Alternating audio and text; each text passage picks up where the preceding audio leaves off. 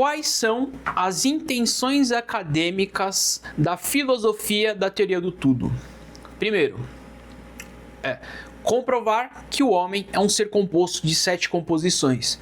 Diferente do que o mundo acadêmico tem e acha que o homem é composto só de matéria e mente, a filosofia da teoria do tudo, ela quer comprovar que o homem é composto de 7 composições, sendo elas matéria, mente, espírito, vontade, percepção, consciência e essência.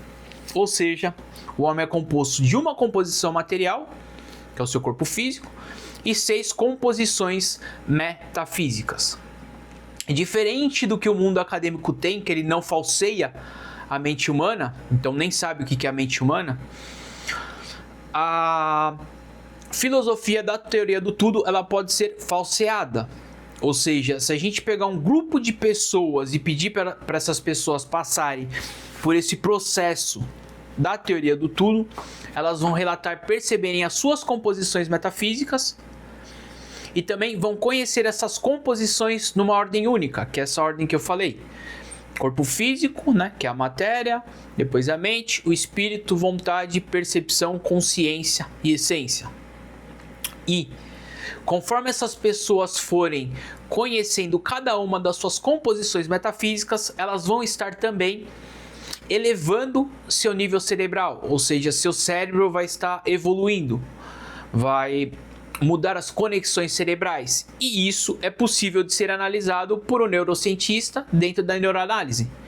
Então, isso que eu estou falando é uma ciência diferente do que o mundo acadêmico tem com relação ao homem que é composto de matéria e mente. E essa é a pergunta mais difícil e principal dentro da filosofia. A pergunta é: o que é o homem? Então o homem é um ser composto de 7 composições, e isso é possível de ser comprovado. Outra coisa, além de ser uma ciência, conforme o homem vai percebendo cada uma das suas composições metafísicas, a pessoa vai percebendo cada vez mais a realidade metafísica, que é a tal da realidade sagrada. Então, eu estou falando aqui de uma coisa que funciona, de uma coisa em que mistura ciência e religião, né? Mistura fé e razão, mistura evolução e o sagrado. Então já não é mais que nem essa visão deturpada do mundo acadêmico que diz que sagrado, né, que é o metafísico, que sagrado e ciência são coisas separadas. Não, não são coisas separadas. A entrada do sagrado é possível de ser comprovada. Então, o que o mundo acadêmico chama de ser humano, que é o ser composto de matéria e mente, é um macaco tecnicista falante, não é um ser humano. Ser humano é a pessoa que percebe as suas 7 composições. E isso tem um efeito gigantesco. Essa pesquisa, ela tem um efeito gigantesco sobre a humanidade. Você muda a visão sobre o homem, você muda tudo. Então aqui a gente respondeu a questão da filosofia, o que é o homem, a principal questão dentro da religião, que é a iluminação. O que é a iluminação? A iluminação é o processo em que o homem se autoconhece. E como o homem é composto de 7 composições, quando a gente pega na literatura das diferentes religiões, elas estão falando muito de 7 grandes passagens. Por que elas falam muito dessas 7 grandes passagens? Porque a base das religiões é o homem se autoconhecer. E o homem é composto de 7 composições. Então, para quem passa pela filosofia da teoria do tudo, a pessoa desmistifica o sagrado. O sagrado, que é uma coisa misteriosa praticamente para o mundo todo, deixa de ser uma coisa misteriosa para quem conhece as suas composições metafísicas. Outra coisa,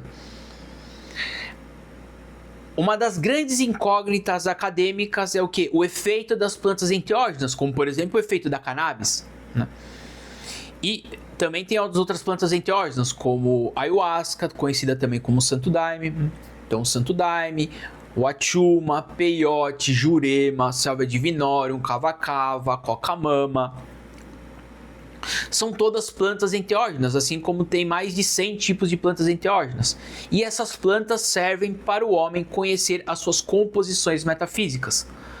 Então, dentro da pesquisa que vai analisar se o homem realmente é composto de 7 composições, a gente tem que fazer essa pesquisa com pessoas que utilizam planta enteógena. E não só que utiliza uma planta enteógena, que utiliza pelo menos 2 plantas enteógenas, né? Como por exemplo o Santo Daime e a cannabis.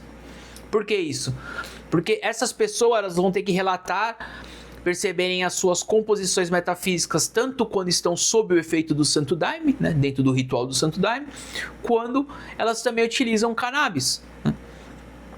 E aí a gente sabe que há um padrão nas diferentes plantas enteógenas, né?